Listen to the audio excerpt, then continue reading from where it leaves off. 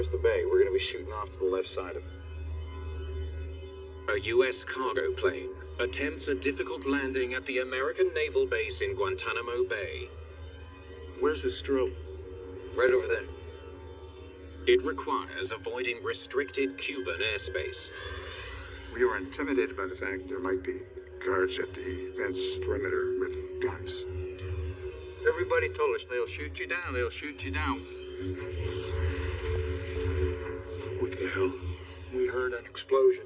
It was pretty devastating. Investigators are determined to find out why a DC-8 crashed so close to the Cuban border. To destroy a DC-8 like that, there had to be a high-energy impact.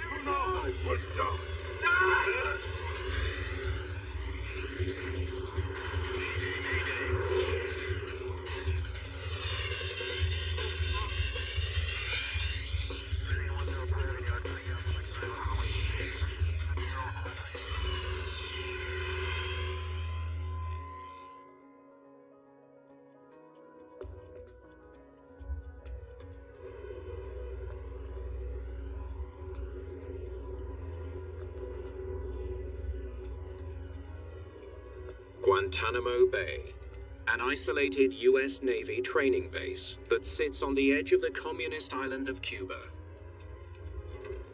Assistant Fire Chief Frank Krupa and some trainee firefighters prepare for a practice drill. All right, let's get at it. A typical duty day, like many fire stations, you're there training and staying prepared for the alarm to strike.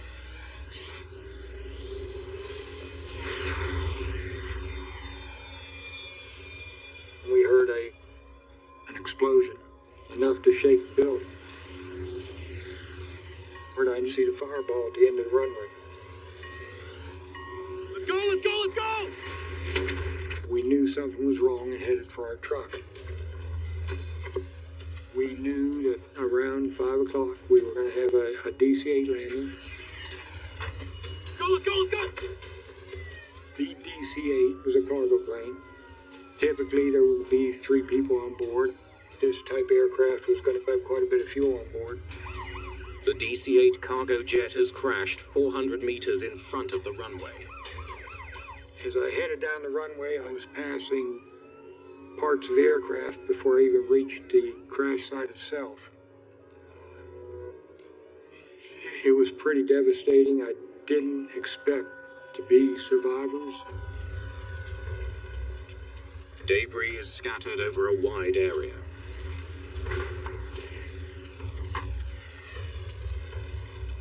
Something catches Krupa's eye. Incredibly, part of the aircraft is still intact. I realized that this was the cockpit, the forward section of the aircraft, which had broken away from the main fuselage. And I decided to walk over and see what I could see. It was the cockpit had been inverted. It was heavily damaged. To Krupa's astonishment, he hears signs of life.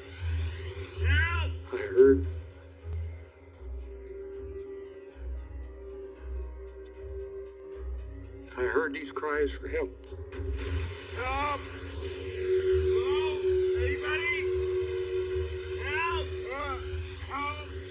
Through the aircraft, I could hear the moans of personnel inside and realized that someone had survived. We've got survivors. I got on the radio and I told them to leave their vehicle and come over, and we had survivors. We needed to begin rescue. Krupa clears a path into the damaged cockpit. And there was a small hole at the bottom of the cockpit.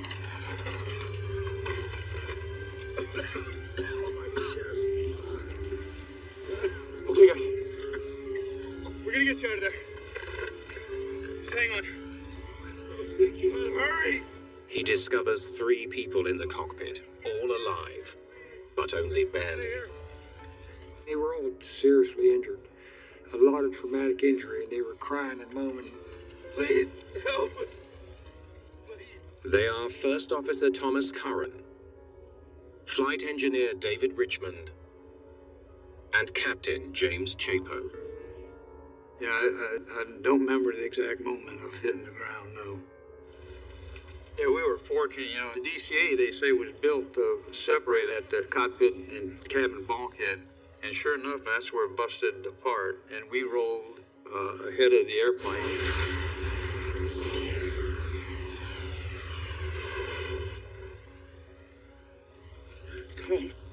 Tom, I'm here, Jim. Can you move? Yeah. My memory of the actual accident itself is gone. Please, help us. I was told when the airplane hit the ground, a large boulder came through the cockpit by my rudder pedals and broke off the rudder pedals and severely damaged my legs.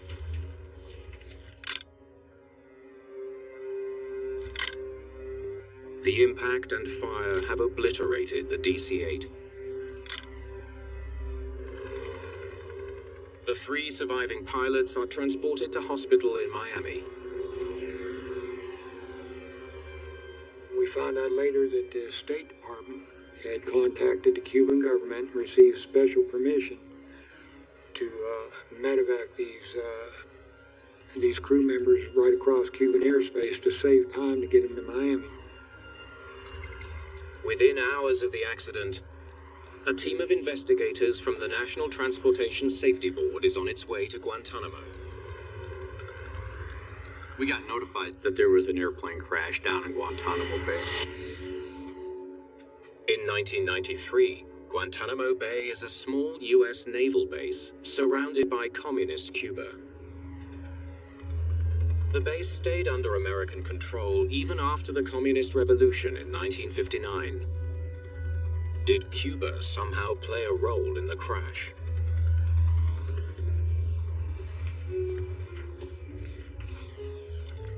All right, let's see what we got. Greg Fife is the lead investigator for the NTSB team. He knows that the crashed cargo plane is a DC-8 operated by a U.S. carrier. It was operated by American International Airways, which is actually owned by a company called Connie Coletta, Inc. The aircraft was operating as flight number 808. Fife is shocked by the extent of the destruction.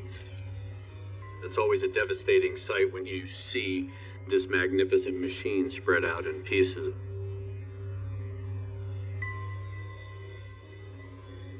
He wonders why a DC-8 on approach crashes 450 yards short of the runway.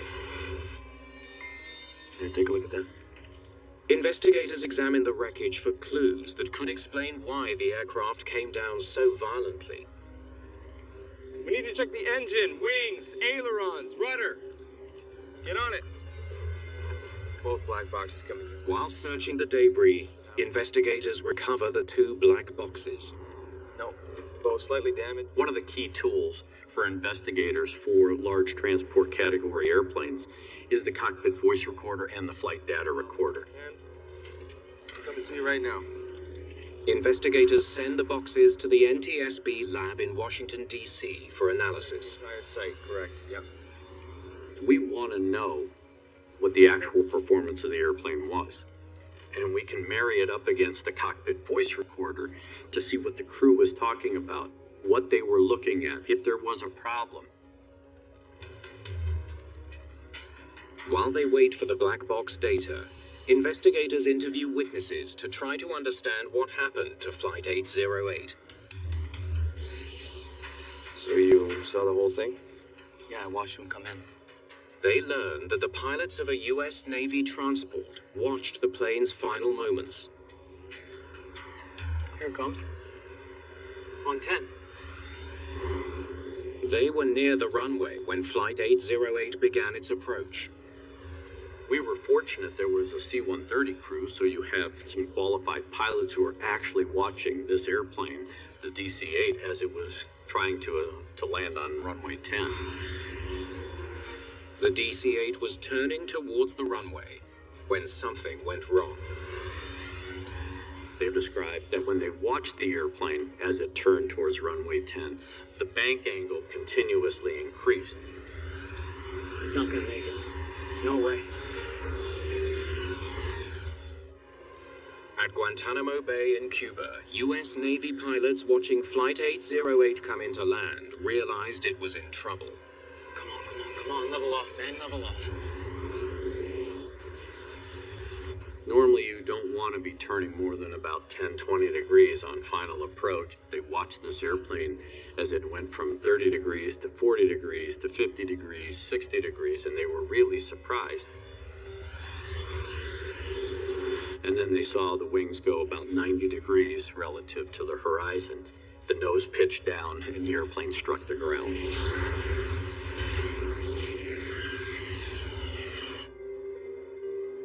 Sounds like a wing stall.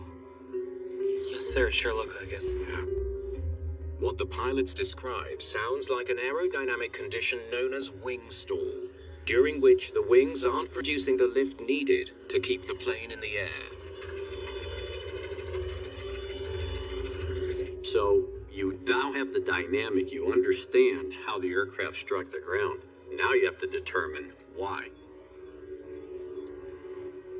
Investigators wonder if the air traffic controller who handled Flight 808 can shed any light on the crash. There was a controller trainee at the time. That trainee was the one that was talking to the crew of Flight 808. So did you pick up anything unusual in your conversation with the pilots? Everything seemed fine.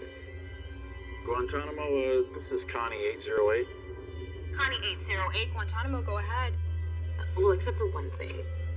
What was that? Investigators learned that 12 minutes before the crash, the crew of Flight 808 radioed in as they were approaching the island and made an unusual request. Connie 808 requesting, we'd like to make the approach for 10 this afternoon. Connie 808, understand you'd like runway 10?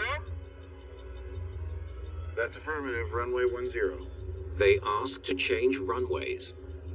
The controller typically will allow the crew to make the decision as to what runway, and that runway selection sometimes is based on wind conditions or certain types of weather conditions or possibly even airspace restrictions. Guantanamo has a single runway, with aircraft landing in either direction, identified as 28 from the east and 10 from the west. Flight 808 was originally scheduled to land on runway 28. Normally, airplanes land on runway 28.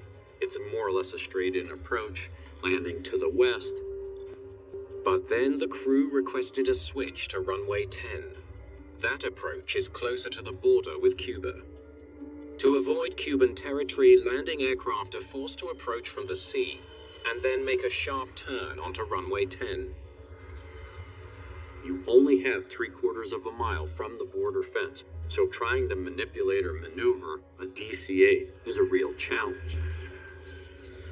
The aircraft has to approach almost perpendicular to the runway, and when they get in close, they have to make a hard starboard turn. They have to turn and dip and drop onto the runway. Fife is puzzled. Why would the crew of Flight 808 choose the more difficult approach? Did they say why they wanted to land on 10? I think it caught her attention that why would you do that when everybody else lands on runway 28, which is the easiest approach? Investigators want to interview the 3 pilots of Flight 808 about their crash, but they are still in intensive care, and they remember little about the accident. We know that anytime there's a surviving crew member or crew members, there's always the possibility that they aren't going to remember exactly what was transpiring because of their traumatic injuries. Even though the surviving crew can't offer any insight into why they flew a more challenging approach, Thanks very much. investigators are determined to learn more about what happened. They wonder about the role the pilots played in the accident. Were they qualified to fly the DC-8? Let's have a look here. Fife studies the crew's personnel files. He learns that the captain, James Chapo, is a highly experienced pilot with over 20,000 hours of flight time under his belt. Weather's looking pretty good. Yeah, not bad. 20,000 hours is a very experienced pilot, and this captain had a good reputation. Other pilots had talked about the fact that, he was very dynamic, he was a good communicator. Is there anywhere to get a bite to eat on the base? Just the chow hall, unfortunately. First Officer Thomas Curran is a former Navy pilot. He had a first officer who, again, was very experienced, 15,000 plus hours. The flight engineer, Dave Richmond, is also a seasoned pilot. These guys had to know what they were doing.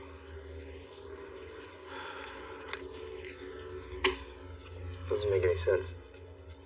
Fife wonders why an experienced crew allowed the aircraft to get into such a severe bank.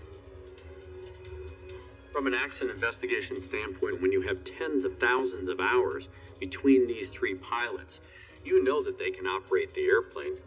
So now the question is, why didn't they? How come they weren't able to use that experience to successfully land this airplane? Investigators still don't understand what led AIA Flight 808 to crash at Guantanamo Bay Naval Station. They know the crew was highly qualified, and now wonder if there was something wrong with the plane. Let's bring it up, please. An investigator is always keeping an open mind.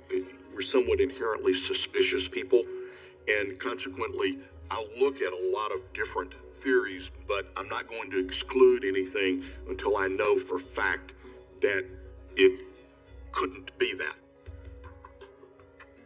Now Fife finally has access to the plane's critical digital flight data. He uses that data to recreate the exact flight path of the plane. When we looked at the flight path study, we had to understand what the dynamics of that flight was, and then see how the crew was handling flying this approach. Okay, so far so good. Investigators study the plane's flight path.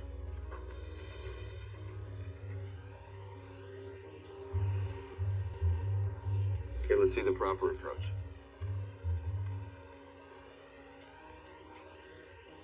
So they started their turn too late and never recovered. The botched turn meant the crew of Flight 808 had to take the aircraft into a steeper and steeper bank in order to get it aligned with the runway. The pilot increased the bank, trying to salvage that turn and get the airplane lined up. But the steep bank was reducing the plane's ability to stay airborne. When you bank the airplane to 45 or 60 degrees, the amount of lift it's producing to hold the airplane in the air is compromised because the wings are not pointed up, they're at this high angle. Now all of a sudden the airplane gets into an aerodynamic stall at a time that you don't expect it. And because you're low to the ground, you don't have sufficient altitude for proper recovery. The simulation has left investigators with urgent new questions. Why did they start that turn so late? Fife also needs to know why the crew didn't abandon an approach that was so clearly going wrong. It was kind of surprising for all of us that you had been maneuvering an airplane of that size, that low to the ground. The cockpit voice recording is finally ready. It's Fife's last hope for solving the mystery. Investigators get a breakthrough when they listen to the recording. Okay, let's get started. We didn't hold a lot of hope out for getting good information from the flight crew. That's why the cockpit voice recorder became so important to us, because it could fill in the gaps. And what it reveals is extraordinary. Connie 808, you're required to remain within the airspace designated by strobe light. Roger, we'll look for the strobe light, Connie 808. Fythe hears the air traffic controller discussing a strobe light with the crew of Flight 808. So what do we know about this strobe they keep talking about? They study a navigational chart for Guantanamo Airport. There it is. They learn that a strobe light marks the base's border fence with Cuba. On the approach to runway 10, there are certain visual cues that the crew would use in order to get themselves lined up so that they wouldn't overfly the restricted airspace. One of those cues was a high-intensity strobe light that was mounted along the border fence. Are they giving us 2-8? Yeah, if it's available.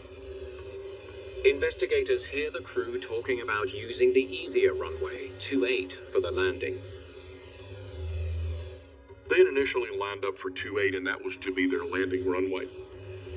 So why did they switch to 10? How to make that 10 approach? Just for the heck of it to see how it is. If we miss it, we'll just come back around and land on 28. Okay. Stop the tape. For the heck of it? That's why he's landing on runway 10? Fythe is struck by the captain's decision to use runway 10.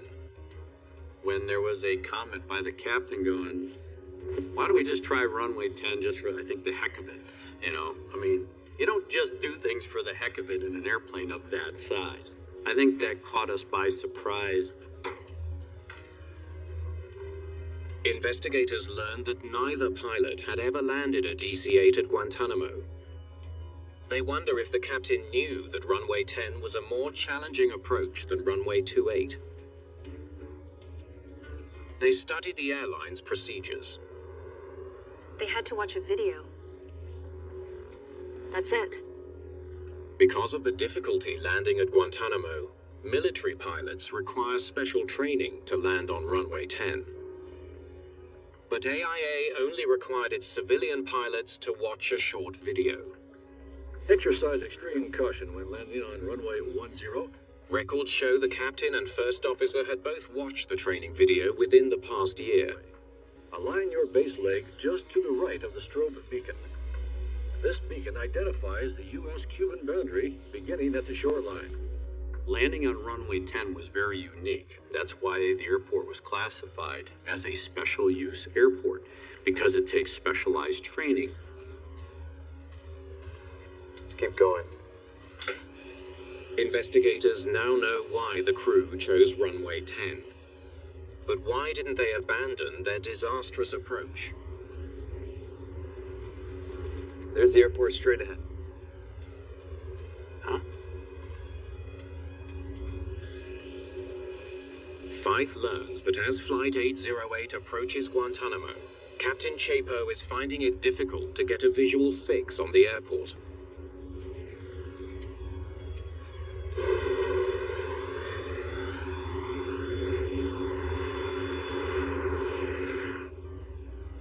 There's the bay. We're going to be shooting off to the left side of it. The airport's going to be on that side of the bay. We're gonna come back around and hang it right. Yeah, that's right.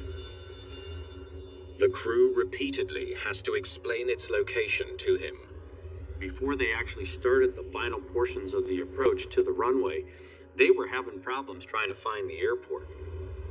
Wonder if that's the airport right there straight ahead of us. That is the airport straight ahead of us.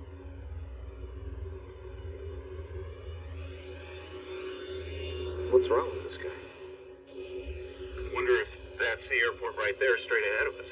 That is the airport straight ahead of us. Captain seems out of it. Investigators listening to Flight 808's cockpit voice recorder can't understand why the pilots continued their disastrous approach instead of going around and landing on the other, easier end of the runway. You're at 1,400 feet. You want to get all dirty and slow down and everything? Oh, I will. Yeah. The first officer tells the captain they're low enough to extend their flaps and gear, which will slow the plane for the approach. I remember as we were approaching the shoreline, We were intimidated by the fact that we were told that there might be guards at the fence perimeter with guns.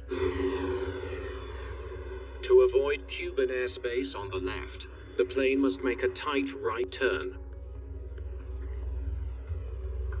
The runway's right there, man. Yeah, I got it. Yeah, I got it. We're gonna have to really honk it. Let's get the gear down. All right.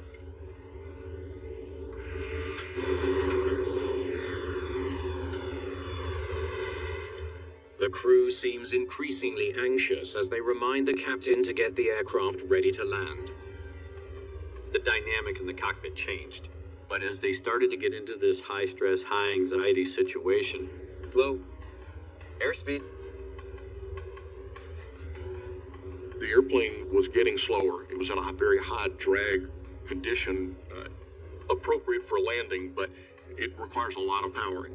But strangely, the captain ignores the warning to speed up. Slow. Airspeed. We should be talking about doing a go-around. This captain found himself in a position where he ended up trying to salvage a bad situation when he should have abandoned the approach. Where's the strobe? Right over there. Where? Right over there. Where? The captain cannot locate the strobe light that marks the Cuban border. Because everybody told us, they'll shoot you down, they'll shoot you down. We're not getting your airspeed back there. The flight engineer notices that the plane is still flying more than 10 knots too slow. Where's the strobe? Right down there. I still don't see it. Instead of increasing his airspeed, the captain keeps trying to find the strobe light. It was a clear indication that the airspeed was below what the flight engineer felt was acceptable. And the captain was still fixated with trying to find that strobe light. I still don't see it. He's obsessed with that strobe. All of a sudden, you lose the first officer and the flight engineer in the conversation, and now the captain's basically dominating. He's become autonomous in that cockpit, where I'm gonna do this, we're gonna do this, I'm trying to find the strobe. Oh, hell. We're never gonna make this. Huh? The flight engineer can see the DC-8 isn't properly positioned for the landing. Do you think you're gonna make this? Yeah. I can catch the strobe light. The first officer is also concerned. The first officer in the flight.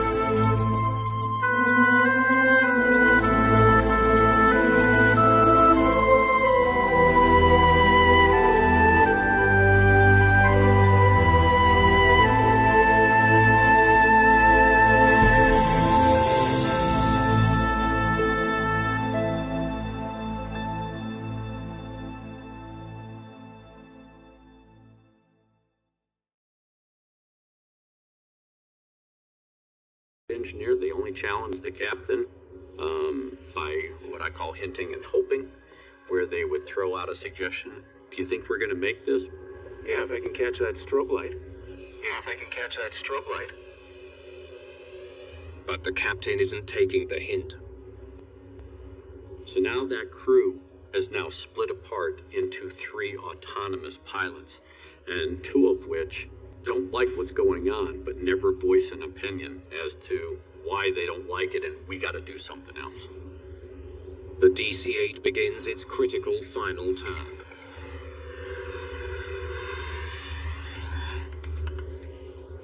But the captain still can't see the runway. He realizes he must have begun the turn too late. To compensate, he makes the turn even steeper. It was about double what airline passengers would experience in a routine passenger flight.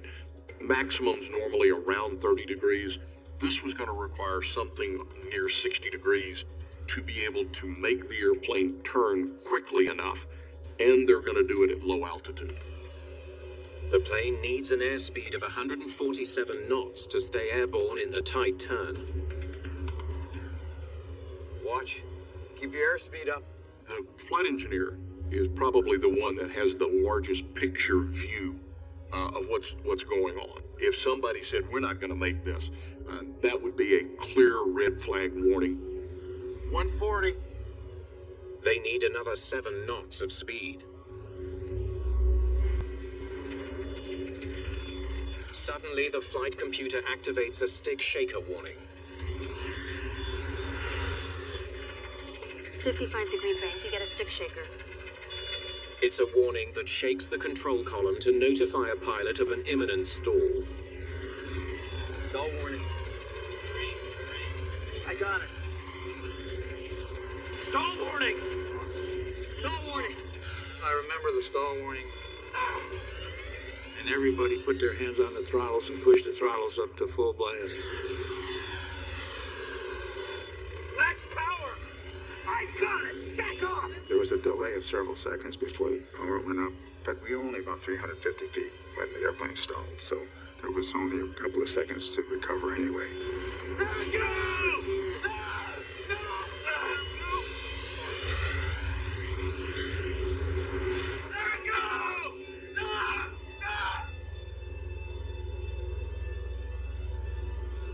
He completely tuned out his crew. Investigators are struck by the captain's peculiar behavior, his hostility, his fixation on the strobe, and the way he ignored his crew's warnings. We knew that there was some bad decision-making going on in this particular cockpit. We knew that there were some attitudes that had started to come out during the latter portions of the approach. We knew that communication had broken down, and the question was why. This new evidence turns the focus back on the pilots of Flight 808. Investigators will need to look beyond their stellar track record to see what they can uncover. Okay, let's find everything we can out about these guys. Greg Feith studies the duty rosters and pilot logbooks of the AIA DC-8's crew to see if they offer any clues about the 3 pilots' strange behavior. What have we here? As part of looking at the performance of the flight crew, we typically do a 72-hour look back at the crew. What have they been doing in the last 72 hours? So you look at their time off, you see when they came on duty, you see what kind of flying they had done just prior to the accident. Feith learns that the day before the crash, the crew started flying from Dallas-Fort Worth at midnight and flew all night. They crossed the country before arriving back at their Atlanta base just before 8 a.m. It's called the backside of the clock flying. That is flying at night, which the typical cargo haulers do.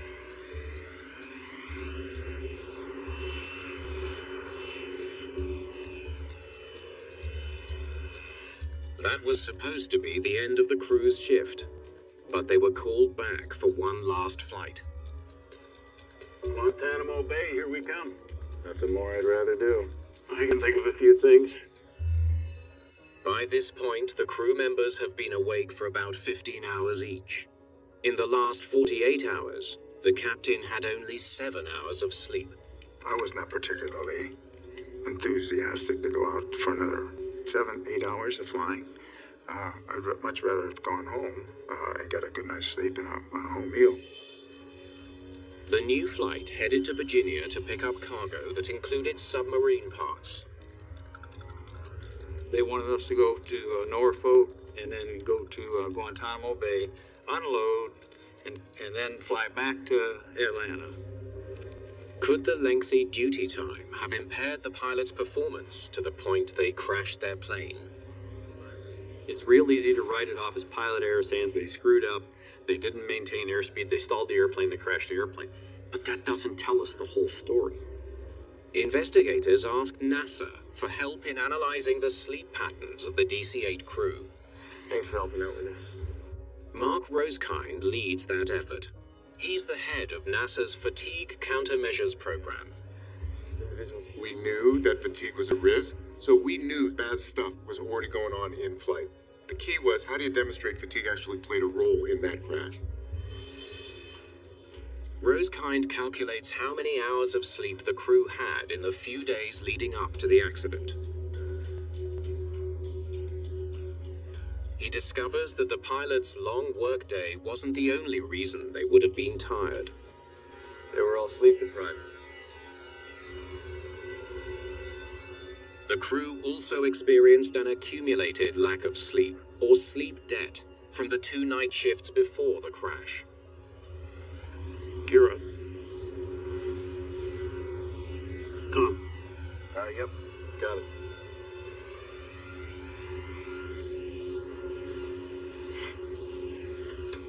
What most people don't realize is that when you lose sleep, it actually builds into what's called a sleep debt. And you should think about that just like a bank account. It's like going in the red. The captain's sleep debt was large. He had only 15 hours sleep in the previous 72 hours. Magnifying the effect of fatigue and sleep debt were the crew's biological clocks, known as circadian rhythms. We actually have a clock in our brain, and that body clock controls everything on a 24-hour basis. So as soon as humans alter that pattern, like trying to work at night and then sleep during the day, you're basically opposing your biology to do that. There is a cost to it. Flying at night and sleeping during the day was wreaking havoc on their circadian rhythms. Connie 808, understand you'd like runway 10? That's affirmative. Runway 10. Rosekind determines the effect of the disruption would be felt most intensely between 3 o'clock and 5 o'clock in the afternoon, precisely when Flight 808 was approaching Guantanamo Bay. Everything you are as a human is degraded or impaired in some way. Your memory, your decision-making, your vigilance, reaction time, your communication skills, you name it, every one of those things is degraded. And it's impaired potentially anywhere from 20 to 50%.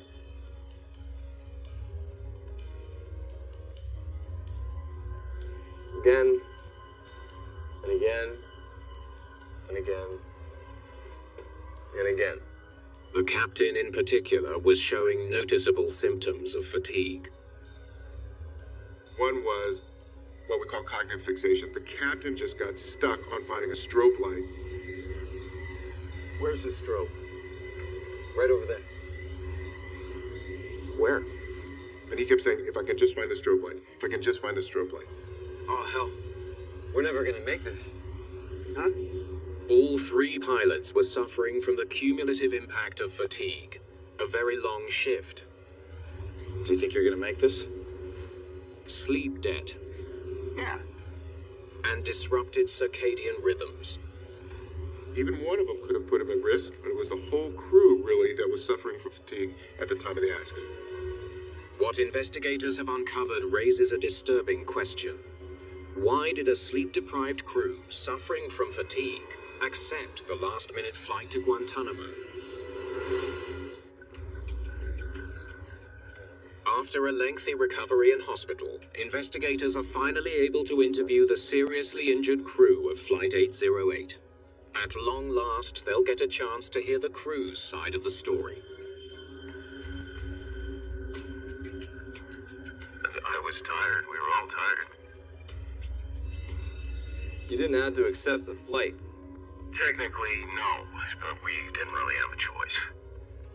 If you had an objection to taking a trip, you could be in for a little bit of a conversation with the boss. So we decided we'll take the trip.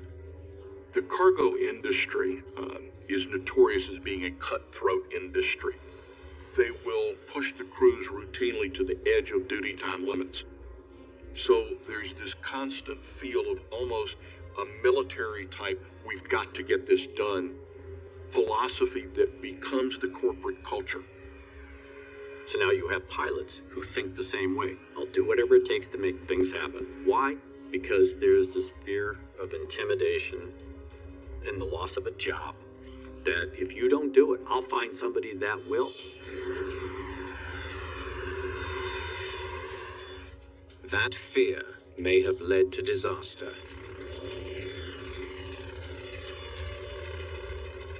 Stall warning. I got it. Stall warning. Stall warning. Max power. I got it. Back off. There it goes. At the very end, things happened very rapidly. We were too low, and our reactions were too slow. And I should have turned it over to Tom, but I was already just sort of out of it.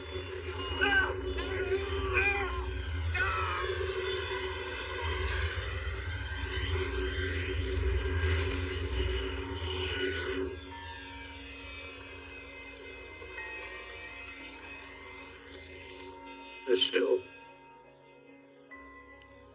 gets to me because it still boils down to the captain. The captain made a mistake, and that's a hard thing to live with all the time.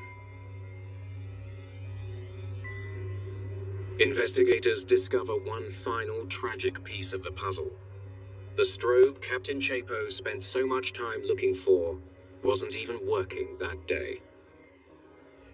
And no one had told the controller that the strobe was down. She never told them that it was inoperative. Where's the strobe? So now they're trying to find something that doesn't exist. And when they saw something flash out there, which they thought was the strobe, it was actually the tin roof on a little cabana. They assumed that that was the strobe. In his final report on the crash of AIA Flight 808, Greg Fife emphasizes the central role played by fatigue. This accident that happened in Guantanamo Bay with this flight crew was precedent-setting. It was the first commercial aviation accident caused by fatigue. Not fatigue contributing to the accident, but actually caused by fatigue. And the industry took notice.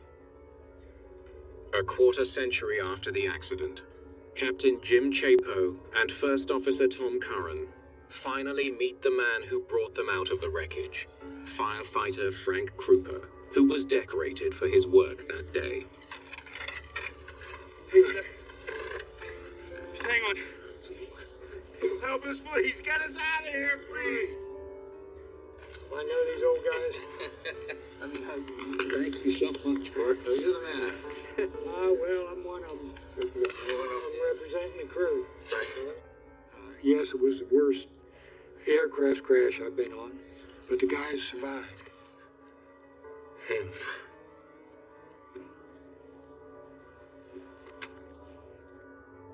despite losing his right leg, First Officer Tom Curran went back to flying and eventually joined the NTSB as an investigator. I live with considerable discomfort, so every time I take a step, I remember it. But you have to shut things to the side. You can either decide to go forward, or you can hibernate, retire to oblivion. That's not my type A personality. Captain Jim Chapo suffered back injuries in the crash and never returned to commercial flying. I think about those things a lot, and I would want people to realize it can happen to them. If you're fatigued, call it in and just stick with it. Flight engineer David Richmond, who was badly injured, regained his health and went on to captain commercial cargo flights. In the aftermath of the Flight 808 crash, the Federal Aviation Administration tightens regulations on crew sleep requirements.